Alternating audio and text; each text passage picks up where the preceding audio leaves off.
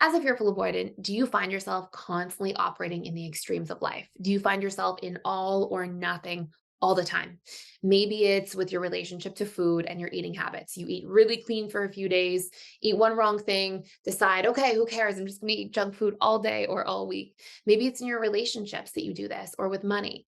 If this sounds like you, this has a massive impact on our relationships, but also on our own well being, our physical health, mental health, emotional health. And also, we're so much more likely to be burnt out and sabotage our lives when we're in all or nothing thinking patterns. In this video, I'm going to take you through exactly why this happens. We're going to cover a couple core concepts for where all these all or nothing thinking patterns come from and a much better alternative. And we're going to talk about three major strategies to overcome these dynamics so we stop sabotaging the things we love and care about by being in these extremes. And if you wait around till the end, I'll save the most important part for last.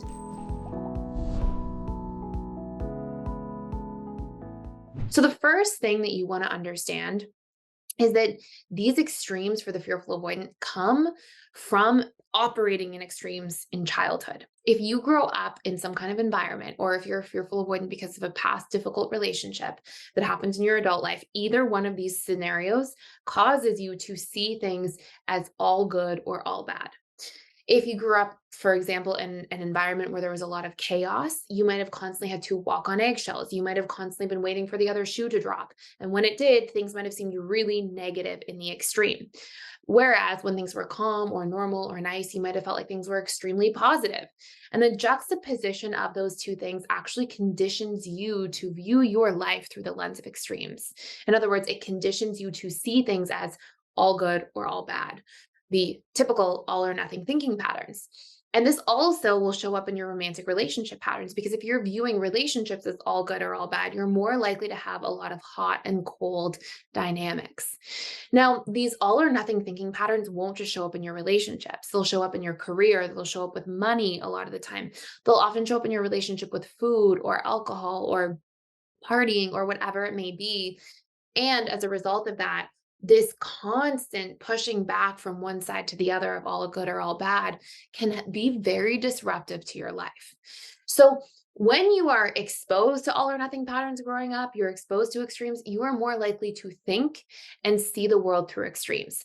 I'll give you a couple of really common examples. I've seen so many fearful avoidants over the years who said things like, oh, I'm trying to eat clean and eat healthy. But I was doing really well for 4 days. And then one morning, I accidentally skipped breakfast, got really hungry, ate a muffin or a cookie on the way to work. And as a result of that, I just decided, who cares? I'm going to break what I'm doing and just eat junk food all day. And it's like when we do these things, when we get into this sort of sabotaging framework because we're in the nothing instead of the all type of thinking, when we do that, what ends up happening is we actually sabotage our progress in life as well. And again, this can happen with relationships, with our career, with our money, so many different places. So, what can you actually do about this? Well, one of the first things you need to know is that this tends to happen because you have these conditioned cognitive distortions to see the black and white and not see the gray area in between. So, what we actually have to start by doing, and there's two other big things we're going to cover here. So stick around for the next two because they're arguably more important. But the first one is that you have to be able to look at where's the gray area. If I ate the cookie, right? Or if I spent my money, it doesn't mean I should go spend all the rest of my money or eat all this other junk food. It means that as long as I consistently progress forward, I'm going to continuously build momentum. And the way I like to think of this is we don't want to be against a problem. We want to be for a solution. So you can ask yourself this question when you're thinking of kind of sabotaging things, right? Sometimes a fearful avoidant will say, well, I already am in an argument with my partner. Why not just say all the things that I'm thinking and be more angry or, put it all out there. And sometimes like if we're harsh with our words, that pushes people away. So we want to ask ourselves when we get into this like extreme way of doing things, what do we actually want the outcome to be? Do we want the outcome to be that we sabotage ourselves right now? Do we want the outcome to be that we push somebody away that we love or that we spend all our money or we break our ability to really show up in healthier ways for ourselves with our eating habits? Like, what do I actually want the outcome to be? And how can I feed into that? And underneath that, Okay. What you'll actually see is the reason we go to polar extremes is because we judge ourselves in our behavior when we make the mistake.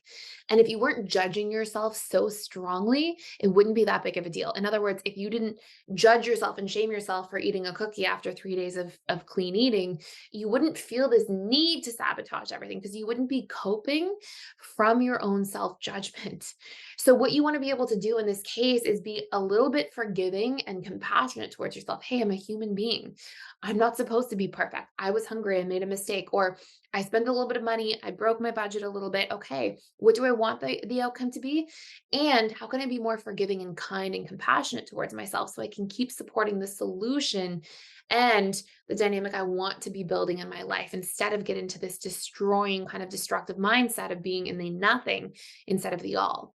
And also looking for that gray area. Like, where is the gray area here? Why is it okay to have these moments of not doing everything perfectly and still be able to build momentum on track to what I'm trying to create for myself? So we have to like question these mean judgments we might make about ourselves if we do come out of the all and go into the gray area. We have to normalize it a little bit. We have to be more compassionate and we have to be able to just hold space for imperfections. Okay. That's a huge first part. The second really massive part here is that you have to be able to regulate your nervous system. Fearful avoidance, when they are constantly in fight or flight, which if you grew up walking on eggshells a lot, you're probably constantly in fight or flight. Fearful avoidance, if you're in this constant like fight or flight sympathetic nervous system mode, you're going to make mountains out of molehills. It's what our nervous system does. And on top of that, it never does any good to be making decisions from fight, flight, freeze, or fawn. I want you to think about all the painful decisions you've made in your life where you sabotage something or something didn't work out. And if you pay attention, you'll probably notice you were making those choices from sympathetic nervous system mode. You had an overreactive fight response or you had an overreactive flight response. You left something too early. You threatened to leave something too early. You left a job all of a sudden without communicating first, right? So the reactive fight, flight, freeze. Maybe you froze and you avoided paying your bills for so long. And so things built up, or you were in people pleasing mode, fawning mode. And as a result of that, you betrayed yourself and had to pay for it later. What you'll see is the more we make decisions from sympathetic nervous system mode, the harder it is to build momentum, the harder it is to actually see the outcomes for our lives that we're looking for. And so as a result of that, I'm going to highly, highly recommend that you dig into some nervous system regulation work. That can look like a daily nervous system regulation activity like meditation or breath work. It can look like taking time to just ground yourself more often, to check in with yourself, to slow down in your life a little bit, to simplify your life a little bit. So try to see like, what you can do there. If you want to do a deeper dive, I have a whole nervous system regulation course that you can check out for free for 7 days down below. I'll put the link there. And then the last thing that you really want to be able to dive into here is you want to be able to learn that you can get your needs met. Okay. So I think as well, fearful avoidance tend to get in this space of thinking things are in the extreme. And when I think that I'm in the nothing, I think that I'm helpless, that nothing good will come from this. I might as well just blow everything up and, blow up my finances, blow up my relationship, and what's happening is that you're not seeing that, hey, there's things I can do to solve for this. There's resolution steps I can take.